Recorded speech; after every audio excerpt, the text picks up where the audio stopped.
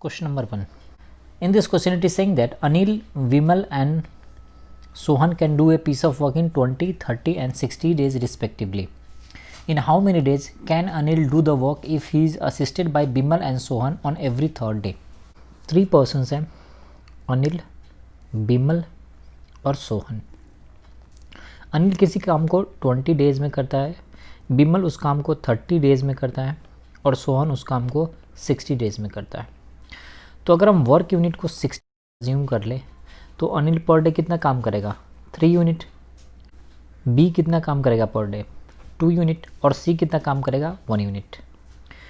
अब क्वेश्चन में क्या कह रहा है कि अनिल कितने दिनों में काम करेगा अगर उसको बिमल और सोहन एवरी थर्ड डे पे असिस्ट कर रहा है.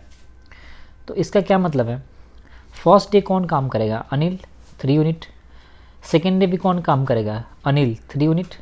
और थर्ड डे पे अनिल 3 यूनिट तो करेगा ही, साथ में उसको बिमल और सोहन भी आके हेल्प करेंगे. तो ये दोनों कितना काम कर देंगे? 3 यूनिट और काम कर देंगे. दैट इम्प्लाई अगर हम 3 डेज़ के वर्क को देखें सो ये तीनों मिलकर 3 डेज़ में कितना काम करेंगे? 3 + 3 6 और 6 12 यूनिट. अब हमें ये पता चल गया कि 3 डेज़ में 12 यूनिट काम हो रहा है. तो ऑब्वियस सी बात है 60 यूनिट काम होने में क्या करेंगे? हम 5 से मल्टीप्लाई करेंगे तो ये 60 आ जाएगा. तो हमें इसमें भी 5 से मल्टीप्लाई करना होगा. तो टोटल हमारे पास डेज़ कितना चाहिए? 15 डेज. तो आंसर कौन सा होगा? Option number B. Question number 2. Amit is thrice as good as workman as Basant and therefore is able to finish a job 60 days less than Basant. Working together they can do it in. Amit है और बसंत है. अब क्या कह रहा है कि Amit is thrice as good as workman as Basant. तो अगर बसंत 1 यूनिट काम करेगा तो अमित कितना काम करेगा? 3 यूनिट. तो ऑब्वियस सी बात है अगर अमित किसी काम को करने में 1 डे लेगा तो बसंत उस काम को करने में कितना दिन लेगा? 3 डेज़ लेगा. अब इन दोनों के बीच में डिफरेंस कितना होगा? 2 डेज़ का. बट क्वेश्चन में क्या कह रहा है कि Amit takes 60 days less than Basant. Amit 60 days less than. तो ऑब्वियस ही बात है इस दोनों को 60 डेज का डिफरेंस क्रिएट करना है तो हमें इसमें किससे मल्टीप्लाई करना पड़ेगा? इसमें 30 से मल्टीप्लाई करना होगा. तो अगर अमित 30 डेज में काम करता है तो बसंत कितने दिनों में करेगा? 90 डेज में. तभी जाकर दोनों के बीच में डिफरेंस कितना होगा? 60 का. अब क्या कह रहा है? Working together can do it in. तो अब क्वेश्चन बहुत ही सिंपल हो गया. अमित किसी काम को करता है 30 डेज में और बसंत उस काम को करता है 90 डेज में. तो अज्यूम कर लो टोटल वर्क डन कितना है? 90 यूनिट का. तो अमित पर डे कितना काम करेगा? 3 यूनिट. और बसंत पर डे कितना काम करेगा? 1 यूनिट. इन दोनों का कंबाइंड एफिशिएंसी कितना आएगा? 4 यूनिट का. और टोटल वर्क डन हमारे पास कितना है? 90 यूनिट. तो टाइम कितना लगेगा? 90/4 that imply 22.5 days. Answer option number B. Question number 3. In this question it is saying that if 6 men and 8 boys can do a piece of work in 10 days while 26 men and 48 boys can do the same work in 2 days, time taken by 15 men and 20 boys doing the same type of work will be. देखो क्या कह रहा है? 6 men और 8 boys किसी काम को कितने दिनों में करते हैं? 10 डेज में. और दूसरे केस में क्या गिवन है?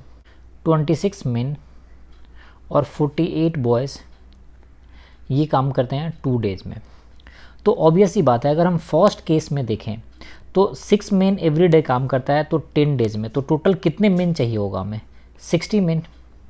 और 8 बॉयज़ भी इनके साथ काम कर रहा था तो टोटल बॉयज़ कितने चाहिए होगा? 10 × 8 80 बॉयज़. सही सुनो. अब इन दोनों का जो कंबाइंड वर्क डन है वो किसके इक्वल है? 26 मेन जब 2 दिन काम करते हो तो 2 दिन में कितने आदमी चाहिए होगा? 52 मेन. और प्लस इसके साथ 48 बॉयज़ हैं तो 48 बॉयज़ अगर 2 दिन के लिए काम करें तो टोटल कितने बॉयज़ रिक्वायर्ड होगा? 96 बॉयज़.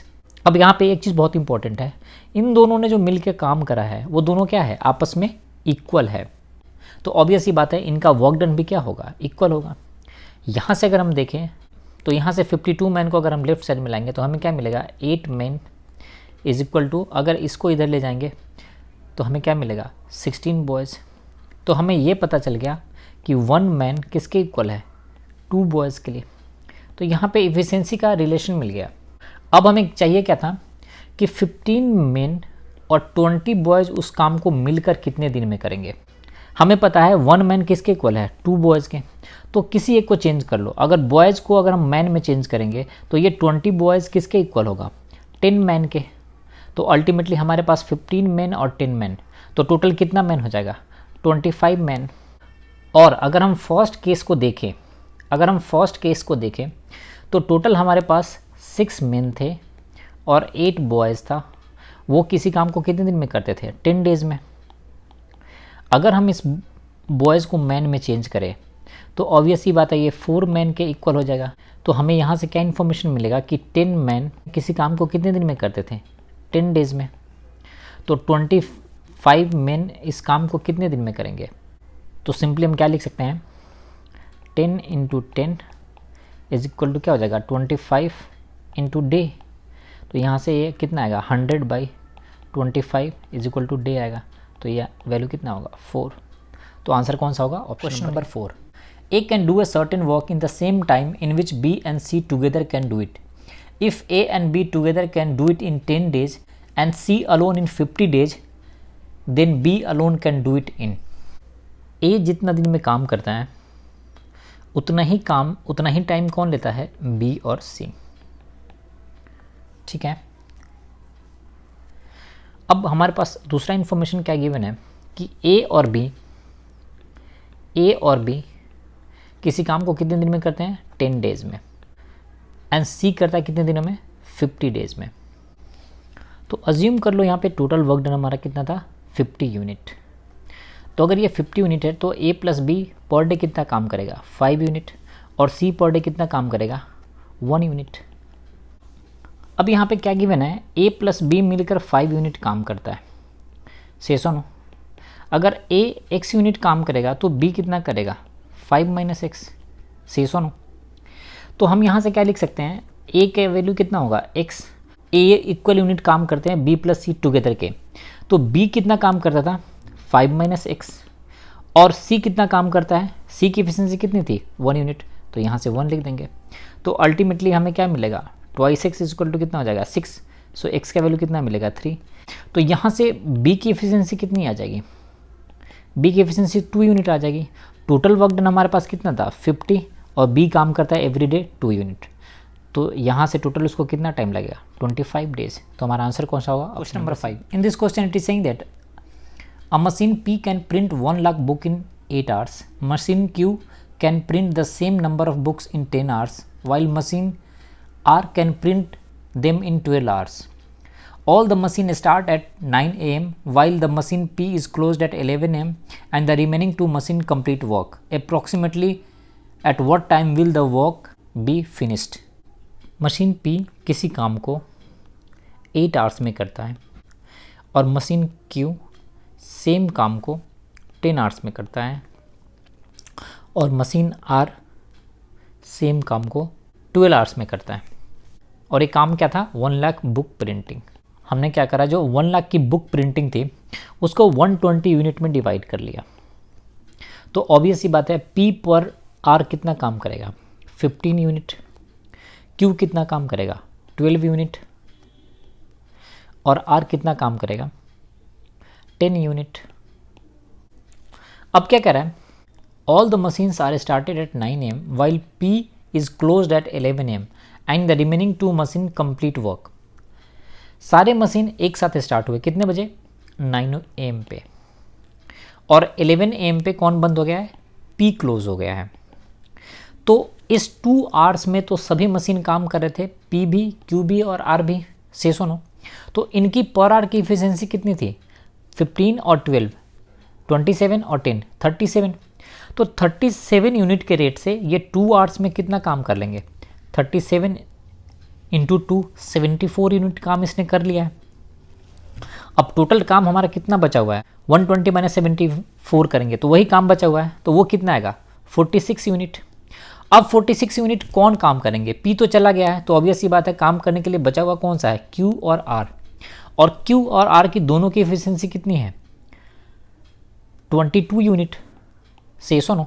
तो 46 यूनिट काम बचा हुआ है और दोनों की एफिशिएंसी है 22, तो इसको काम करने में कितना टाइम लगेगा 46/22, दैट इम्प्लाई 2 आवर्स और समथिंग मिनट।